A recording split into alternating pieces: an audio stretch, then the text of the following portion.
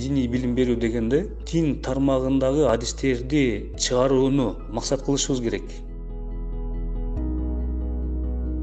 Бүгүнкү күндөрдүн шартында каалайбызбы, каалабайбызбы, диний билим берүүнү мамлекеттик жана эл аралык стандартка ылайыкташтырганга мажбурбуз.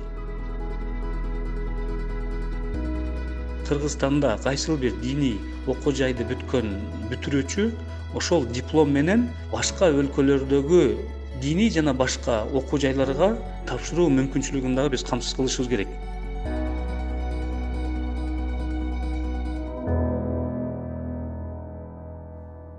Диний билим берүү дегенде биз биринчи орунда билим берүү тармагынын темасы экендигин түшүнүшүбүз керек. Динди билүү, динди жашоо өзүнчө маселе, ал эми билим берүү бул өзүнчө маселе. Ошондуктан биз диний билим берүүнү билим берүү усулдарына жана Кыргызстандагы жана дүйнөдөгү билим берүү стандарттарына ылайыкташтырып биз түзүшүбүз керек. Бул эки фактор аркылуу далилденет. Биринчиден, билим берүүнүн өзүнүн усулдары бар. Кайсыл жашта, кайсыл темалар кандайча таасирдүү болот, кандайча изилденип окутулуш керек. Бул билим берүү тармагынын темасы. Ошондуктан буну билим берүү тармагынын маселеси катары карашыбыз керек. Экинчиси, эмне үчүн биз Кыргызстандагы жана эл аралык стандартка ылайыкташтырышыбыз керек? Себеби дегенде биз негизинен диний билим берүү дегенде дин тармагындагы адистерди чыгарууну максат кылышыбыз керек. Бул жерде дагы эки маселе бар. Биринчиси программалуу, системдүү диний билим берүү жана кыска мөөнөттөгү диний маданияттуулукту же диний сабаттуулукту жоюу максатында түзүлгөн диний курстарды эске алышыбыз керек. Мен жанагы диний курстар, семинарлар жөнүндө сөз кылган жокмун. Азыр системдүү диний билим берүү жөнүндө сөз кылып жатам. Бул системдүү диний билим берүүдө максат жөн гана бир адамдын динге болгон маалыматын жогорулатып коюу эмес. Дин жаатында адистерди чыгаруу максатында диний билим берүү уюштурулат. Ал эми дин жаатында адистерди чыгара турган болсок, алар бир тепкичти бүткөндөн кийин ошол тармакта же башка тармакта экинчи тепкичке жогорулап өтүү, окуу мүмкүнчүлүгү болуш керек. Бул мамлекеттик жана эл аралык стандарттарды сактоо менен гана болот. Мисалы үчүн, колледжди бүтүргөн бала факультетке, бакалаврга тапшыруу укугу болуш керек. Бакалаврды бүтүргөн бала магистратурага тапшыруу укугу болуш керек. Магистратураны бүтүргөн бала докторантураны окуу мүмкүнчүлүгү болуш керек.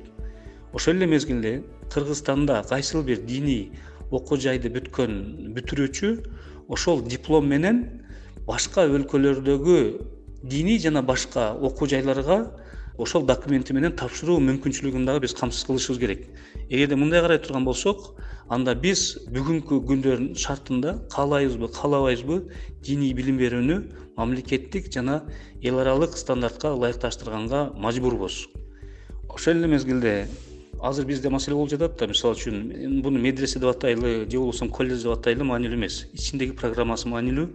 Аны бүткөн бүтүрүүчүлөрдүн дээрлик бардыгы жумуш менен камсыз болууда мамлекеттик үлгүдөгү дипломго ээ болбой жатышат. Биз айтып атабыз, ушул окуу жайларга мамлекеттик үлгүдөгү дипломдорду берсе жакшы болот эле депчи. Аны бериш үчүн биз мамлекеттин билим берүү мыйзамына ылайык ошол окуу жайларды ылайыкташтырышыбыз керек. Ал жерде 2-3 светтик сабакты кошуп коюу менен же болбосо ширетүүчү, жыгач уста деген сабактарды кошуу менен биз кандайдыр бир деңгээлде заманбап шарттарга ылайыкташтык деп айтуубуз туура эмес. Себеби медресени же болбосо кесиптик колледжди бүткөн адам ошол кесипти аркалап, ошол кесипти тереңдетип, ошол кесип менен өзүнүн тиричилигин кыла турган бир максатты биз көздөшүбүз керек.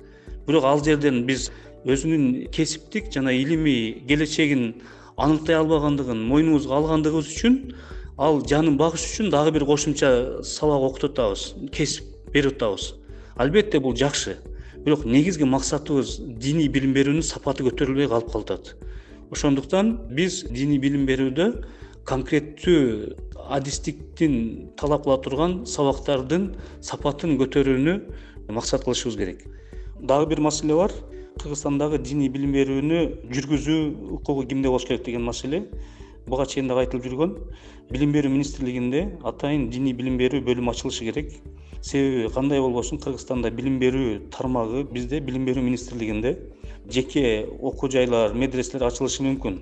бирок алардын окуу программасын, окуу куралдарын жана кимдер кандай учурда окутулат маселелерин билим берүү министрлиги жүргүзүшү керек, көзөмөлдөшү керек.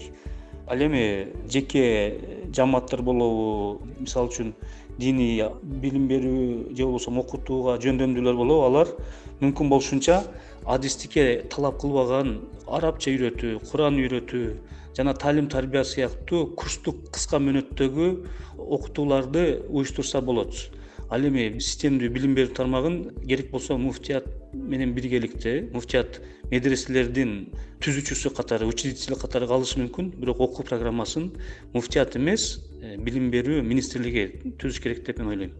Диний билим берүүнүн структурасын мен айтып кете турган болсом, биринчи лицейлер болуш керек, андан кийин колледж, андан кийин бакалавриат, андан кийин магистратура, андан кийин докторантура системасы колдонулуш керек деп ойлойм.